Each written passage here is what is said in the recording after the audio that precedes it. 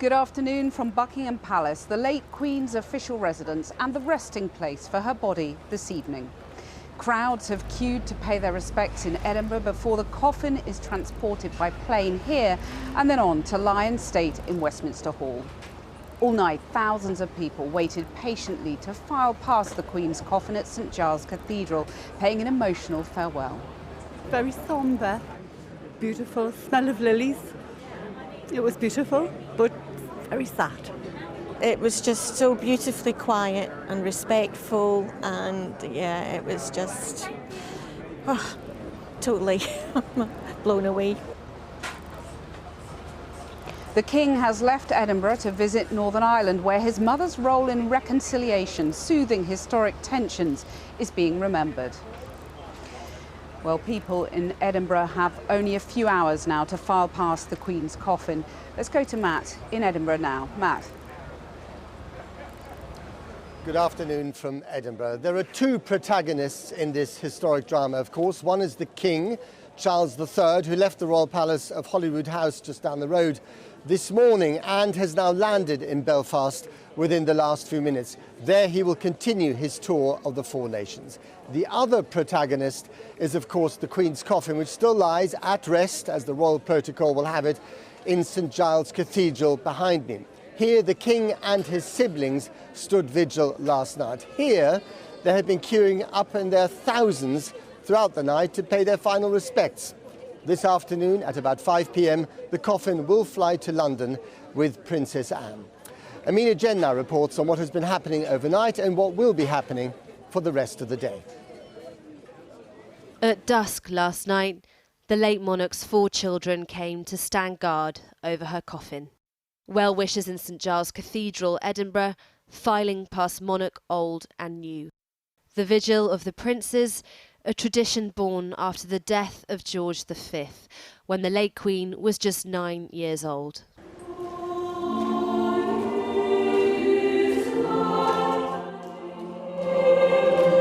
In a service earlier in the day, Scotland bid its farewell. So we gather to bid Scotland's farewell to our late monarch, whose life of service to the nation and the world we celebrate, and whose love for Scotland was legendary.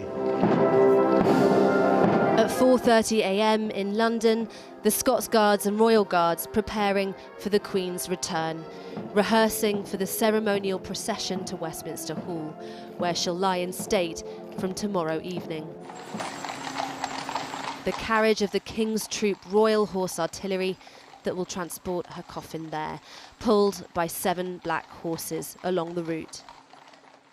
The journey of the Queen's coffin, which began at Balmoral, will now continue on to Edinburgh Airport.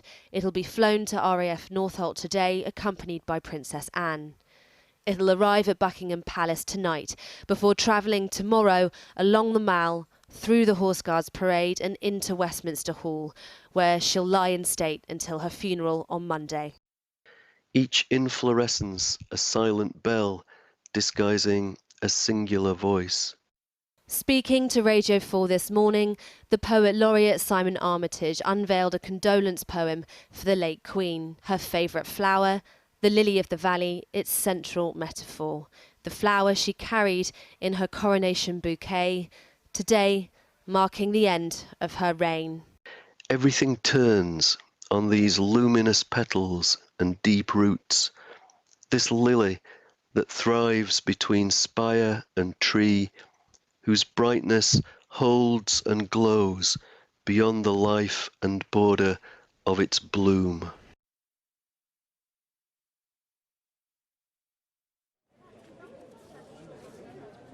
Right, there we heard the poet laureate there with his rendition, or a rendition, of the poem that he's written for these historic events. I'm standing, by the way, on the Royal Mile in Edinburgh, a beautiful piece of this capital.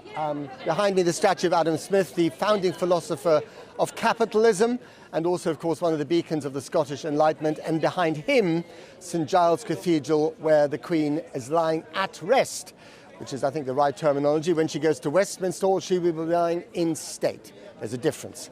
Anyway, she's been here all night long. The 4 royal siblings, including the king, of course, stood vigil by the coffin, and thousands of people have been queuing up, many of them actually for the night, in order to go and pay their respects, their final respects to the Queen. We spoke to some of them as they emerged from St Giles Cathedral.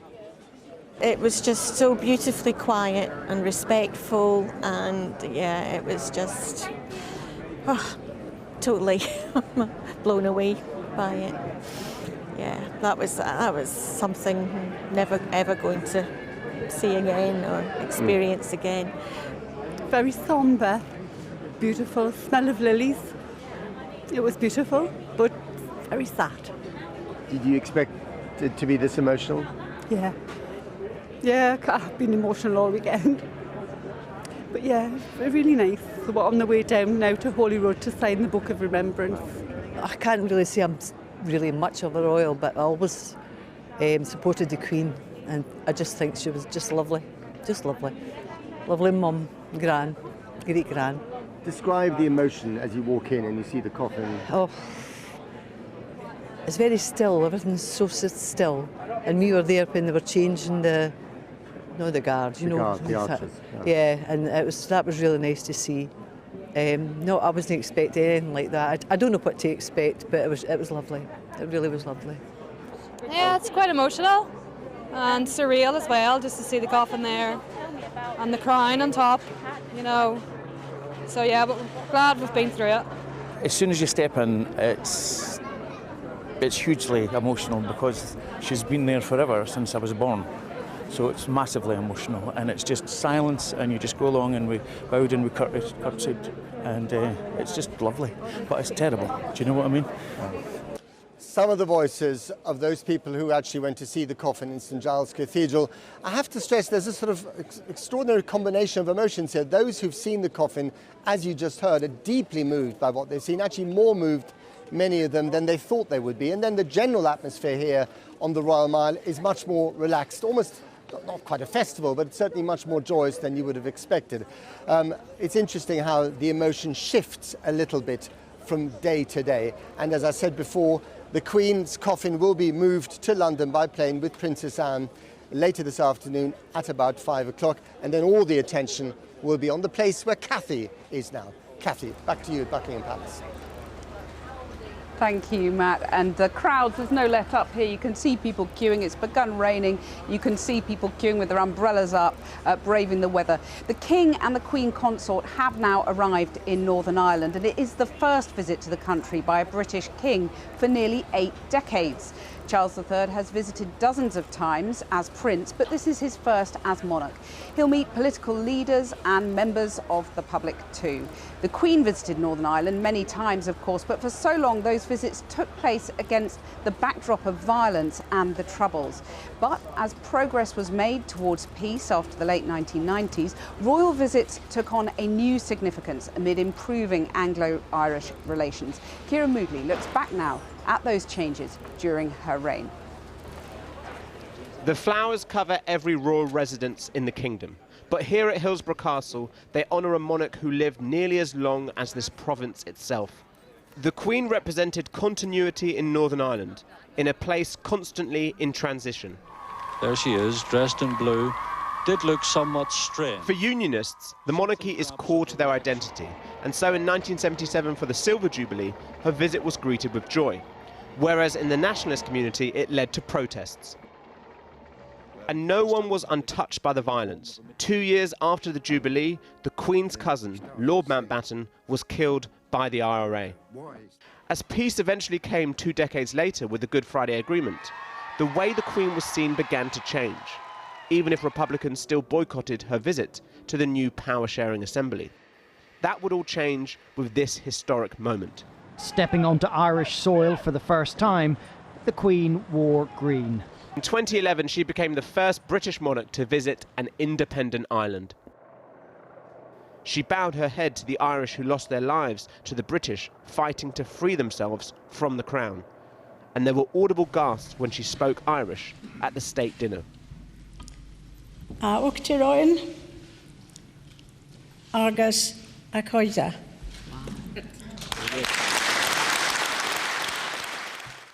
Sinn Féin, having been against the visit, shifted their stance. And a year later, the man whose army killed her cousin, Martin McGuinness, shook Her Majesty's hand. Good. It went really well. Yeah. I'm still a Republican. The Queen's death has united all sides in condolence. King Charles, inheriting such goodwill, was proclaimed as the new monarch in Northern Ireland on Sunday. God save the King! God save the King! This seamless ceremonial move from Queen to King is in stark contrast to a province unable to form a government. Hip hip! With unionists angry over Brexit trade barriers and not yet willing to share power with a nationalist party now in the majority. This period of mourning offers brief unity, but the silence will remain in the halls of Stormont. Well, huge numbers of people are expected to queue to file past the Queen's coffin as it lies in state inside Westminster Hall from tomorrow afternoon. The police are having to also prepare for the Queen's funeral on Monday. And we're starting to get details of which global leaders will and won't be invited. Emily Wither is in Westminster for us now. Emily. There's a real sense of a building event here in Westminster, Kathy. There's now barriers lining most of the pavements around Westminster. There are hundreds of stewards and police officers. There's been a little bit of confusion about exactly where the line begins as stewards are briefed about that. But there is already a very small handful of mourners that have started lining up to enter Westminster Hall to see the Queen lying in state. They will have some time to wait, though. They will not be allowed in until 5 p.m. on Wednesday, and then after that mourners will be able to shuffle through 24 hours a day until 6:30 a.m. on Monday. And as you mentioned there, this will be a huge police operation, which is why we're seeing more events cancelled, such as more Premier League matches, as resources and logistics for police officers are all focused on the capital. It's very hard to predict numbers, but some estimates say that the line here could run up to 5 miles and that 750,000 people are expected to come here and pay their respects. And Emily, what can mourners expect? We have started to get a little bit more detail about that now. So when mourners get to the front of the line to Westminster Hall, they'll have to pass through airport-style security. There will also be a strict bag policy, so they'll only be allowed to bring in a small bag. We've also heard that mourners will not be able to take photographs. And they're also being asked not to bring flowers or other tributes because there'll simply be nowhere to put them.